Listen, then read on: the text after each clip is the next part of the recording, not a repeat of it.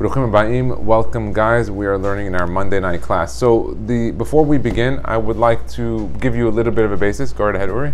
Leilui Nishmat. So Leilui Nishmat, all those that have been killed on the catastrophe and the massacre on Simchat Torah and Eretz Israel, and this should be, of course, a zechut for all those that are kidnapped. And Bezat Hashem to help all the hayalim that they should be masliach, to go in and out b'shalom, with peace, with beracha and haslacha, and may this finally be the Geulah, and we should all go to Eretz Israel and finally finish this year. We'll begin the year in Galut, but we'll finish the year Be'etz Israel in the Beit HaMikdash. We should all be barefoot on the stones in the Beit HaMikdash, in the Beit HaBechira, on Rosh Hashanah. Amen. Amen. So the discussion is as follows. Why didn't Noah have such a difficulty in being able to convince anybody to come along with him on the Teva, or even being able to convince anybody to make Teshuvah? And we need to understand a little bit of the history of the time of Noah. It says, it's brought down in the Mefarshim and the Midrash, that by the third generation, Adam Harishon was a Sadiq, Shet was a Sadiq. Shet was the third son of Adam Harishon. He had what? Cain. Cain was born with who else? Who was born with Cain? Also a twin. No, he was born with a twin sister. He married his twin sister, Cain. Then Hevel was born with two twins, and Cain got jealous of Hevel, so he killed Hevel to take the women from him, the wives. Then later on, there was Shet. Shet was also a Sadiq. By the third generation, the children of Shet, the grandchildren of Adam, they started to already rebel. And how did they rebel? They started to observe and worship the stars, the galaxies, and the constellations. They would look at the Kochavim, they would look at the Shemesh, the Yareyach, and they knew how to read what's called astrology and astronomy. They were so good in this, and they were so accurate, that they believed that this has power. Now, they weren't wrong that it doesn't have power. They were not wrong that these things don't have power, because we say in the Yotzer Or of Shabbat, Koach ugvura natan bahem, that God gave them koach and gevura and power, shiot moshedim bekerev tevil, that they have a power to control. Now we know this when there's a full moon. Guys, we live here in Miami. You know this. The tide rises. We know that the turtles breed at certain times of the year. We see that here in the nature ourselves. But they were much wiser back then, that they understood. They knew if a person is born in certain mazal, certain things can happen. And the Mefarshim bring down that Metushelach, the grandfather of Noach, the father of Noach was Lemech. Lemech's father is Metushelach. He was worried because he saw Noach had special characters to him. What was special about Noach? That his fingers, automatically they noticed, normally everybody else in the generation, they were born with web fingers. What is web fingers? You notice on the bottom, the skin over here. According to some of the Midrashim, everybody had the web fingers up until here. What? And everybody in the generation, from the time of Adam Harishon until Noach, had web fingers like a duck. Aquaman. Yeah, and they used to dig everything with their hand. When Noach was born, he was the first one born with separated fingers. Now, we had these separated fingers. That's brought down. That's why they called him Noach. That he started to have that ability to work with his hands in a different way. Now, what did Noach end up doing? Because of this, he ended up going into the farming equipment business, and he started to create tools for farming because he had fingers that were able to create and craft different tools, and he was very, very successful. Metushelach tells his father not to name Noach for a few years. So Lemech calls his son Menachem, but his name ended up becoming Noach in short. That's what we end up referring to him as Noach. And Noach is very well respected because Metushelach is the grandfather of Noach. He lives 969 years. He lives a very long life, the longest that anybody ever lived, longer than Adam Harishon. Okay. So everybody knows that he's a big Sadiq. But even with all this, Noach is not able to convince anybody, even though he's building the Teva for 120 years. Look, Noach himself, he also understood the astrology and astronomy, and he also saw that it doesn't show in the stars that any Mabul is going to come, that there's going to be any flood. So much so that the Gemara even tells us miketane amanahayu, that even Noach, that he believed in God and he's a big tzaddik, and we only have good things to say about Noach. Even him, when it came to emunah, he looked at the stars and the constellations, and he didn't see where the Mabul was going to come and destroy the world. So my question, before we open this Gemara, in Masechet Shabbat 156 Amud Aleph, is what does the Hachamim say about Mazal and luck? We believe in this? Do we not believe in it? Is it something that we subscribe to or not? Let's look at the Gemara. We're going to discuss it, and if we have time, I have two Gemaras. I also have Masechet Berachot with me. We can see, we're going to read the Gemara. It's very interesting. It's a lot of depth, and I think we're going to have a lot of fun with this Gemara today. So, you guys ready? Yeah. Let's take a look. It's in Masechet Shabbat, page 156, Amud Aleph.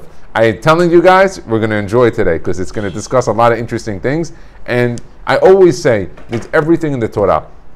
Sometimes we don't know where to look, but if you know where to look, you'll find a lot of answers to very, very interesting things in our life and in science, in medicine, and all different types of things. Let's take a look.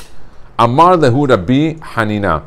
So Rabbi Hanina was telling his students, Puku emaru le bar leva'eh. I want you to go tell the son bar leva'eh. Leva'eh was another person. He told them, I want you to go tell this person's son. Lo mazal yom gorem, ela mazal sha'a gorem. So he tells him, it's not the mazal when a person is born that affects how he's going to live his life. Rather, it's the mazal of the hour of the day. So before we continue, it's important to know, why do we have 7 days of the week? So the normal answer you'll tell me is that it's from the Bible. But the Christians, they're the ones that set the days of the week. We did Yom Rishon, Sheni, Shlishi, but we don't say. We say Sunday, Monday, Tuesday. Normally, we're in America.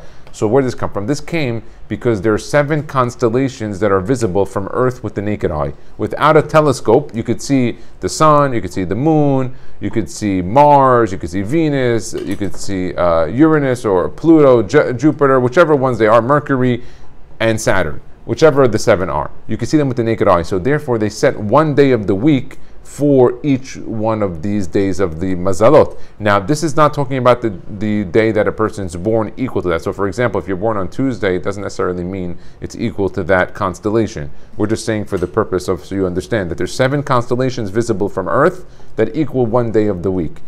Now, there's also 7 mazalot that change throughout the 24 hours. So if a person is born, let's say, at the 3rd hour of the day, 3 a.m., it equals, let's say, Mars. And then at 4 a.m., it'll be, let's say, Mercury. And then it'll go to the moon and the sun or whatever. I don't know the exact order. There's a calendar for it. But so you understand, before we continue, that we're talking about 7 constellations. They're the only ones that are visible with the naked eye from Earth. The other ones, like let's say Pluto or some of the farther planets, are not visible by the naked eye. You need a telescope. So when they had done and discussed all these, they didn't have telescopes. I assume they didn't have telescopes back then. So whatever they saw is how they assumed the days of the week. So there 7 colors in the rainbow too. Okay, it's possible. For the 7 Spizim also. That's what I 7 Ushpizin. Oh, very, very nice. I'm not sure. I didn't. I learned that from last week. Oh, very, very nice.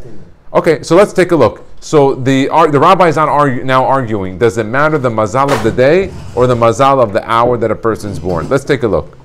Hi man de behama. Let's say somebody's born during the hour of the sun, when the sun is at its peak. Yehe gevar ziftan. He's going to be a person that's very illustrious. He shows off in a way that he's very bright. Not showing off in a bad way, but he's a person that he has that aura, light, that glow, that he's someone that you see him, you pay attention when he's in the room. He's going to eat from his own food, and he's going to drink from his own beverages and his own drinks. What does that mean? He's going to be financially well off on his own, doesn't need anybody to help him. Yeah. Independent. V'razohi galyan.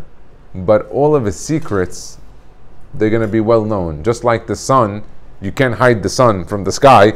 He's very nothing. You can't hide the sun, but the sun is very bright, beautiful. You can't hide anything from it. Just like that, you can't hide the sun. He can't hide his secrets from anybody. Im ganiv lo matzlach. If he attempts to become a thief, he's not going to be successful. This guy, he shouldn't go into the bank robbery business if he's born on Sunday in the hour of the sun. Actually, the hour of the sun. Haiman de bekochav. So he says, let's say somebody is born in the kochav of Noga. The kochav is the planet of Noga, which is Venus. Okay, let's say someone's born in Venus, Noga. Yehe gevar atid v'zanai yehe. He said he's going to become very rich, very wealthy, but he's also going to be very promiscuous. He's going to have a ta'ava to go with women and to go with married women, or to have that. He's going to be moshech towards that. So the Gemara says, "My ta'ama." What's the reason that this guy has this? Mishum de'it yelid benura. He says because on Venus there's always volcanoes or fires being erupted on Venus, some form of a flame, and the desire for the women from the man is like a fire. So because he's born in the hour of the planet of Venus, which has fire, therefore he's going to have a desire for this. Now, it's important that before we continue, that the Gemara is telling us this is also I believe for another good reason, that if a person knows the hour and he feels he has some of the desires, he doesn't have to give up hope. He now understands that he's born with certain tendencies, and now he has to know, he has to work on them. It's not a big deal. When somebody knows, they can work on them. Yes, it's half the distance, the trek, is knowing which direction to go. Now, some people might say, you know what, I don't have this tava, I have no thing, but he has a tava, he loves to eat terefot and nevelot, he likes to eat not kosher food. He has a different tava. So everybody has a different tendency, and he has to know, the Gemara is telling him, depending on your hour or your day, it's dependent. Let's continue. Haiman de bekochav. What about the person born in kochav? Now, kochav over here is talking about what? Not kochav, not like kochavim, stars. It's talking about Mercury. Kochav here is talking about Mercury. Yehe gevar nahir v'hakim. He's going to be very... Mercury, what is the time exactly? Oh, so we're going to, if you want at the end, when we finish this, we'll go into the separate calendar, and I'll look you guys up, and I'll tell you when your hour is born. But remember, this Gemara is telling the hour. We're gonna talk about also the day. So just know that it's hour, it's day. There's machlokot, but I'm gonna give you guys a nice brief as to this whole subject. It's a really beautiful subject, very interesting. Okay, so he says, let's say someone born in the hour of Mercury, kochav. Yehei gevar nahir v'hakim. Nahir from the word like or. He's gonna be very radiant. V'hakim, very smart. Okay, mishum de safra de hamahu. Why? Because Mercury is the secretary of the sun. What do you mean secretary? It's the second planet to the sun, so it's attracting a lot of the sun, and it gets the benefit where he's hakim, he's wise, and he's radiant like the sun. Very nice. Haiman de bedevana. What about someone born in the hour of the moon, the devana? Yehe gevar savil mar'in. Unfortunately, lo aleinu is a person who's going to suffer in his life. He's going to have a lot of difficulty. Lo aleinu. What kind of difficulty? We'll see right now. Which planet is this? But that is when the moon. If he's born the hour of the levana. What is the hour of the levana? Okay, I know you guys all asked me what the hour. I knew you're going to ask me that. We didn't even start, guys. It's like 3-4 pages here. I wouldn't even start. And I told you we didn't go to Rashi with Tosafot. I just told you we start. I knew you're going to ask me when am I born. I knew that. Bana'eh v'satir. Everything this guy who was born in the time of the hour of the moon, he builds it and it gets destroyed. He's not successful. Satir ubana'eh. Whatever is raised ends up getting rebuilt. Meaning, if he builds it, they bring it down. If he brings it down, they build it. Meaning this guy doesn't have any luck. Achir de lo dile v'shateh de lo dile. He doesn't eat from himself. He doesn't drink from himself. He always needs to take from other people. He's never able to take from himself. Hazit, the guy doesn't have good luck. Verazuhi kasyan. But there's one good thing about him. All of his secrets are kept secrets, and nobody knows what about this person. Everything about his life is very to himself, very secretive. Im ganav matzlach. If he becomes a thief, he'll be very successful. Okay, so the Gemara tells you, what does the Gemara tell you on all this? Is that for every guy, there's something good to some extent, at least. Okay, let's continue. Haiman de b'shabbetai. Let's say somebody born in Shabbetai. What's one in Shabbetai? That's Saturn. Saturn, Shabbat. The hour. It's not talking about the day. It's talking about the hour of Saturn. Okay. Yehe gevar machshavate betelin. Every single thing that he plans failure, dead on arrival. Nothing that he does will be successful. That's what Gemara says. But wait, wait. Some others say a different thing. Anything that anyone wants to do against him, those people fail, which is a very positive thing. Which means that if anyone tries to do anything against him, they won't succeed. So there's two different opinions. One says that if he will be a failure. Some say no. Anyone that go against him will be a failure. Hayman de betzedek. What about those born in Tzedek? Jupiter. Yehe gevar sadkan. He's going to be a person's a tzaddik. He's going to do good things in his life. Amadav Nachman bar Yitzhak. He tells us, this rabbi, v'sadkan b'mitzvot. He's going to be a tzaddik in mitzvot. Very nice. Now continue. Hayman de b'ma'adim. How about Mordechai? You're born in Mars? Do you know if you're born in Mars? He says over here, he who is born during the hour of Mars, what about him? Yehe gevar ashed dema. He's a person who's going to spill blood. Me?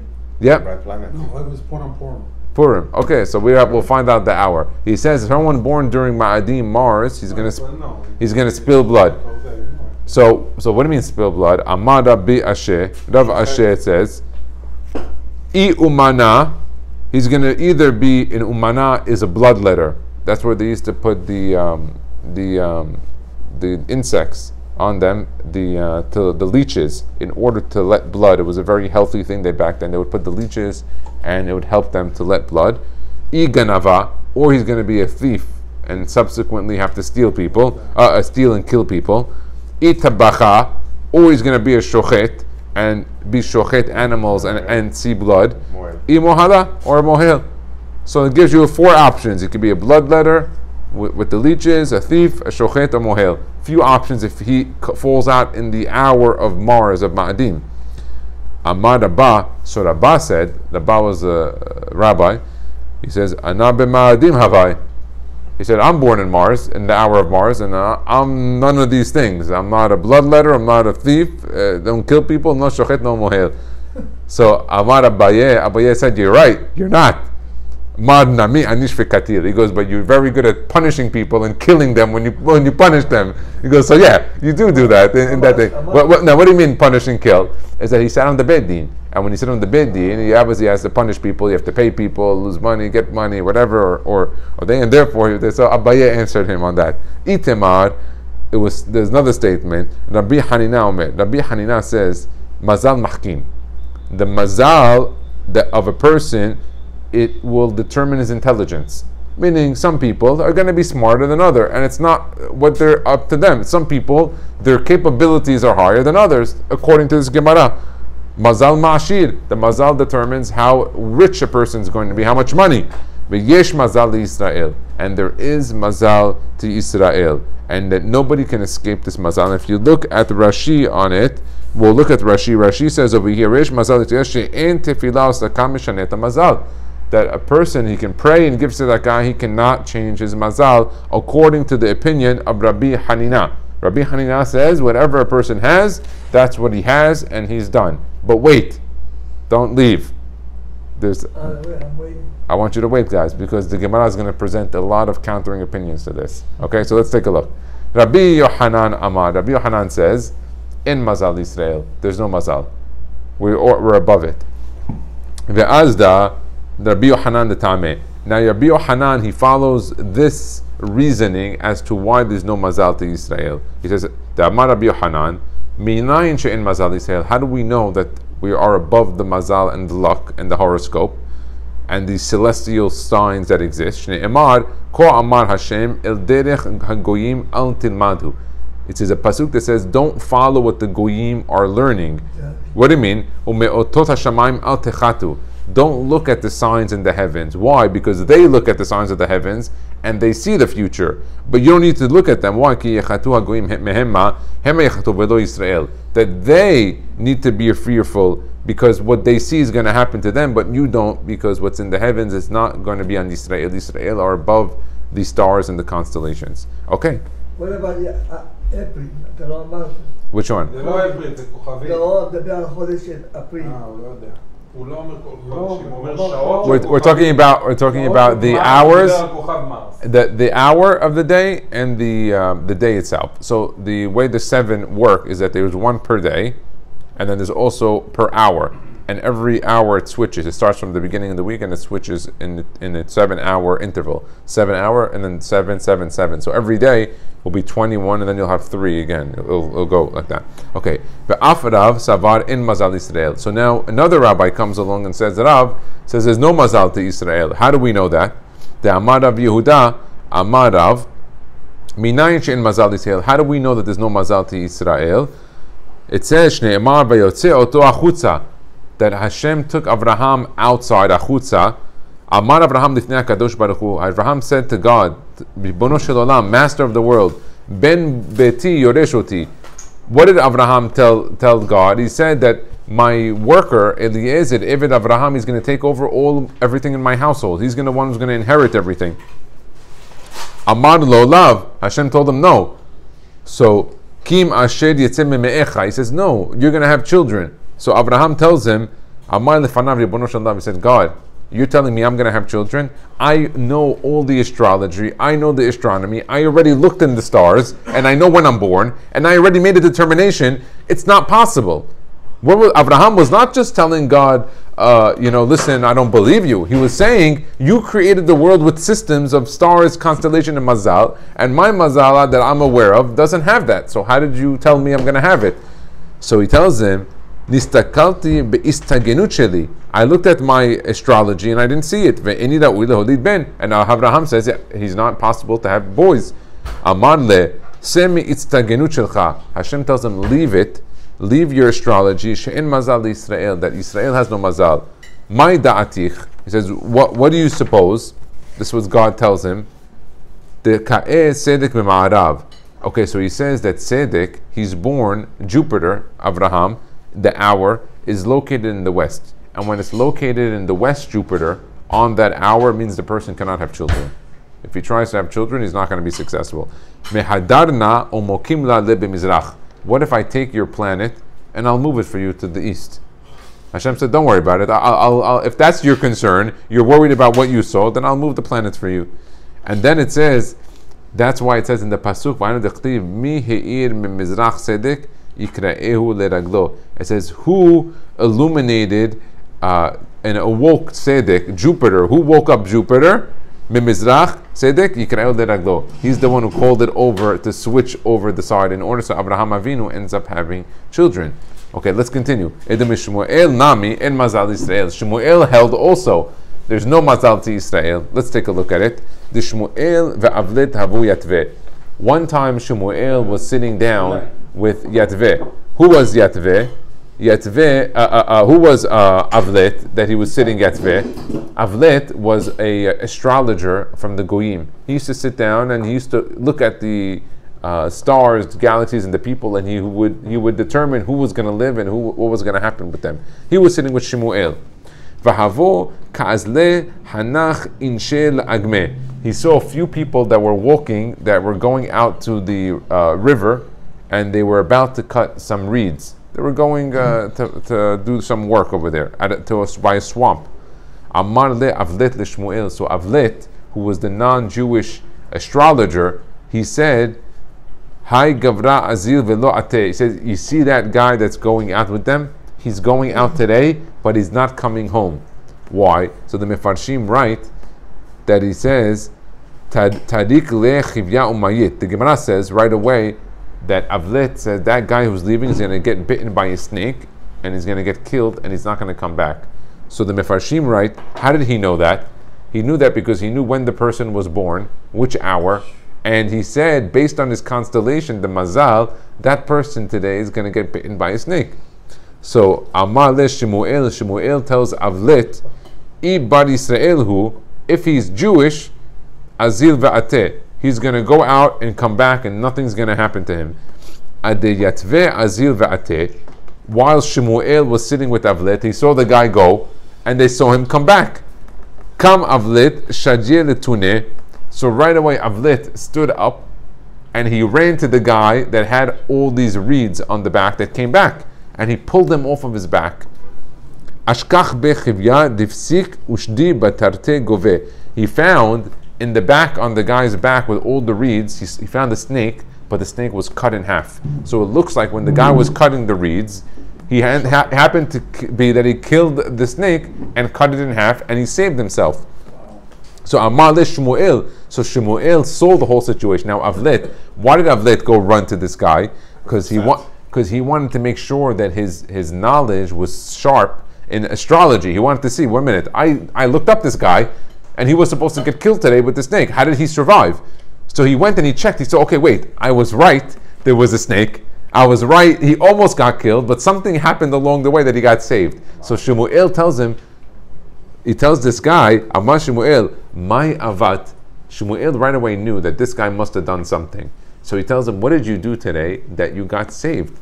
Look, and this is really why I came today to tell you guys this story, and we're going to have one more story on the Gemara. Beautiful. He says, Amar le, he tells Shmuel, this guy, Kal yoma hava marminan nifta bahade hadade va'achlinan. He says, every day, us as a group, we all go out together to work, and every day everyone brings something for lunch. So Mordechai, he brings the bread, he brings the pita, okay, and then Danny, he brings the vegetables, and Richard, he brings the boiled eggs, and our friend in the back, he brings the fruit, and Uri brings the cake, and the drink, and then Gideon, he brings the falafel. Okay, now every day everybody brings something. We all go for lunch because maybe Uri, he has a chicken farm, and you grow cucumbers, and I'm growing the chita, the wheat. So so everybody has some specialty, and we all go shop. We all go to work, and everyone shops. They bring what they have, and we eat lunch together. So this is what we do every day. The guy said we do this every day when we go out, but today what happened? Ha'id, like the Eid in Arabic is holiday. Ha'idna, in the time, the Eid. He says, you don't know. I don't know if you understand. You're from Eastern Europe. You're not going to get the Arabic. Ha'idna. Holiday. Okay. He says Ha'idna. He says today. Hava ika chad minan. One of the guys that came today, de lo hava le rifta, and I noticed that when he came, he didn't have any food with him, no bread. Meaning, I saw the guy, we were all walking, everybody brought a lunchbox. I noticed this guy didn't have a lunchbox today. I don't know what happened. Maybe he had to run out of home, maybe he didn't have time. I don't know, I noticed he didn't have any food today. Hava ka mikasef. And I noticed that this guy was starting to get a little bit embarrassed when it came for lunchtime. In the morning, he was hiding in the back, he was the last one to walk, nobody saw him. Suddenly came lunchtime, I noticed that he started to get a little fidgety, he started to get nervous that he had it to eat and they're going to go around collecting and he doesn't have anything to provide. Amina lehu. So right away I saw what happened. I got up and I told everybody, Amina lehu, anaka imna va'amina.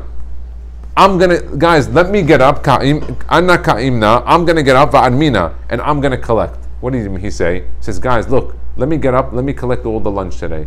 Because he saw this guy was embarrassed. What did he do? He started to go around. Ki matai legabe. When I reached this person who had no food, shavai nafshai keman dishkili mine. I pretended and made believe like I collected some. I took the basket of everything where I collect everybody the food, and I collected from him. I collected his eggs, I collected the bread, I collected the vegetables and the fruits and everything. When I came to this guy, I made believe like I collected from him, but instead, so he doesn't get embarrassed, I covered whatever he was lost with a little bit. I had some extra stuff with me, I put it inside, and we covered. We prevented this guy. I prevented him from getting embarrassed. Amar le Shmuel told him, mitzvah avat, you made a big mitzvah over here. What was the mitzvah that he did? Guys, what was the mitzvah? He did two mitzvot. He prevented the embarrassment, and he fed him. No. The guy had lunch. The guy would have went home hungry. Back in the day, he used to eat one time a day sometimes. So if he didn't eat, that's it. He goes home hungry. So he was able. So he says, you made a mitzvah. Nafak Shmuel bedarash. From that day on, Shmuel would go up in the shul and be doresh in front of everybody. Utstaka tatzil mamavit. Giving tzedakah will prevent you from being saved. And you want to know why? I saw a story myself, personal story. I was sitting with Avlit. I saw the guy go out, Jewish guy. He went for the reeds, the snake. He got saved, and he would tell people the whole story that he had. And he said, not only that, Tzedakah doesn't only save you, not only getting killed lo aleinu from a dangerous situation or an abnormal situation. He says, Ela mimita asma. It even saves a person from actually dying. Saving, giving poor person money or feeding somebody doesn't or protecting him from embarrassment will save a person's life. Rabbi Akiva nami in Mazal Yisrael. Rabbi Akiva, he also held there's no Mazal Yisrael. Why Rabbi Akiva held that? Let's take a look. The Rabbi Akiva havya led berata. Rabbi Akiva used to have a daughter, Berata's daughter. Amre le Kalda'eh. One time a Kalda'eh. The Kalda'eh, they are a group of people. The Chaldeans, they're called in English. Yes. But they were also astrologers. They were very good at looking at the sun, the moon, the constellations, and they would tell the future. Hahu Yoma da'ayla lebe genava. He said, the astrologer said that when his daughter will enter the bridal chamber, when she will get married, that day, tadik lach mita, that a snake is going to come and bite her and kill her on that day, a venomous snake. Scorpio snake. He said snake. Over here it says chivya, says snake. Hava de iga amilta tuva. Rabbi Akiva got very worried about this, and he was very concerned. Imagine someone tells you this, and these Kalda'eh, they were knowledgeable. You know, they were not only just saying it just like that, they were saying it, and Rabbi Akiva knew, these people knew their stuff. Hahu Yoma shekalte lemachbanta. The day of her wedding, she was preparing and fixing her hair, and she had a clip for her hair that she would put in, a brooch that would go to hold her hair. Datsta beguda. She took it off this little clip in her hair, the brooch, and she stuck it into the wall. She placed it right into the wall. And when she did it, she put it into the eyes of the chivya, of the snake. She put it into the wall, and she didn't even realize that she killed the venomous snake. The safara ki kashaklala, in the morning when she took out their hair clip, her brooch from there. What happened? She pulled it out, and along with it, the snake came along with it out. Amar le abuha. Her father said to her, "My avat, what did you do?" Amrala, she said to him, "Befanya ata anya kara baba." She said, a poor man came to the baba, from like the bab, the door that they say in Arabic. A poor person came to the door. But everyone was busy. While this poor man was at the door, you were busy, mom was busy, everyone was running around taking care of the seudah. And I heard him while I was preparing and fixing my hair. And nobody heard him. So I stood up, I saw that he was hungry, I took whatever plate they served me, like here right in front of me, you guys served it, I took it, I served it right away to the poor guy Hazid outside. He ate, he was very happy and good. And I gave it to him, and he ate from it. Amar la, Rabbi Akiva told her, mitzvah avat, you made a mitzvah. Nafak Rabbi Akiva v'darash. Rabbi Akiva now started to get up from his shul, his bet midrash, and would be doresh and make a big speech. Tzedakah tatzil l'mavet. Tzedakah saves a person from mavet. Lo mimita mishuna. Not just dying any death, dying even preventing even a awkward death. So a person might think that tzedakah saves him from dying an awkward death, like a plane crash, or lo aleinu, a car crash, or a boat sinking and him drowning. No, it actually saves the person from actual death itself, and it prevents him from dying. As the story of Rabbi Akiva. We will do one more part, and then we'll finish with this. It says, Umedirav Nachman bar Yitzhak. Rav Nachman bar Yitzhak also had a story. Now I want to show you something. In all these cases that we have so far, it was a Jewish rabbi along with a non-Jew that was very knowledgeable. We believe Chokhmah Bagoyim Ta'amin, which means knowledge amongst the Gentiles. We believe Torah Bagoyim Al Ta'amin. If they tell us that they know the Torah, we don't learn from them Torah. But it comes to knowledge, they were knowledgeable in this field, and the rabbis also were knowledgeable in the field, and they would discuss this knowledge with them, the astrology and the astronomy, because we see that many times they would bump into these astrologers and astronomers, and they would talk about it. Okay, Rav Nachman bar Yitzhak, there was also a story. Nami in Mazal Yisrael. Rav Nachman, he also held there's no Mazal to Israel. Why? The Imeh de Rav Nachman bar Yitzhak, his mother, Amrele Kalda'eh, another Kalda'eh, Chaldean, told the mother of Rav Nachman bar Yitzhak, Berech Gannava Hava. She saw Rav Nachman when he was young, and she told it, that this Kalda'eh told the mother, that son is going to become a big thief. So she was very worried. Imagine that someone tells you the 2-year-old son, Lo Aleinu, there's going to be a big thief. Who wants to hear that? Especially from somebody who he knows he's knowledgeable in this. Lo Shevakte Gadoye. So what'd she do? She took it on herself to make sure that he's always going to cover his head with a kippah. That was a sigula, to prevent him from stealing. Made sure he was always going to cover his head. Amre la le kasere sheikh ki hechid teheve alach imta nishmaya. Cover your head so that there will be a fear of the shamayim above you at all times. What else did she do? Uba'e rahameh. And she would also pray for rahamim, mercy. So she did two things. One thing, she covered his head all the time. It didn't have to be with a kippah or a yarmulke. It could be with anything, with a hat, as long as his head was covered. And she prayed for him. Lo hava yada amay ka'amra le. He never knew, Rav Nachman, why his mother would always tell him to cover his head. He never knew. His mother was very careful. Make sure always wear a kippah. Always cover your head. And he never knew why his mother always told him that. Because the Gemara tells us that back in the day, in the Gemara, children didn't cover their head. This is brought down from one of the Mefarshim, that the children didn't always cover their head, so it was unique that this individual, this boy, was covering his head, because the other boys didn't. When they got older, they did, but not when they were younger, according to one of the Mefarshim. Yomahad, one day, Rav Nachman, Yativ ka garis tute dikla. He was sat down and was reading and studying under a palm tree.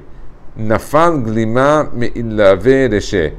And his glima, I guess his cloak, which was covering his head and his body, kind of like you ever see the Moroccan jalabiyas, where it has the whole dress along with the head. I guess it fell off of his head. It was on his head, and I guess he lifted his head up, and it fell off, and his head got uncovered. It got uncovered. While he lifted his eyes and it fell off, he saw the date tree, and he saw all the dates on the palm tree. He got, his Yetzer Hara got very strong on him. Salik paske likibura beshine. He went up, climbed the tree, he ripped off a branch of the dates from the palm tree, brought it down and ate from it, and the Mefarshim wrote that it wasn't his tree, it belonged to someone else, and he was stealing from the tree. We see from here that by covering his head with, and his mother praying for him, doing the two, because obviously she was praying for him, but when the head covering came off, it didn't work. So doing both, covering the head and praying for him, protected him from this thing. What does it say? That he does have mazal, right? Because the Kalda'eh said his mazal was he would steal. The mother did things to prevent it, and it worked. But the moment that the prevention was pulled away, he seemingly fell from it. So there is, according to this thing, in mazal Israel, he can change it, which means there is a mazal, it is set, but a person can do certain things in the way to change it. This is a complicated topic. There's more to talk about it, but we'll end it here. Baruch Adonai Le'olam. Amen ve'amen.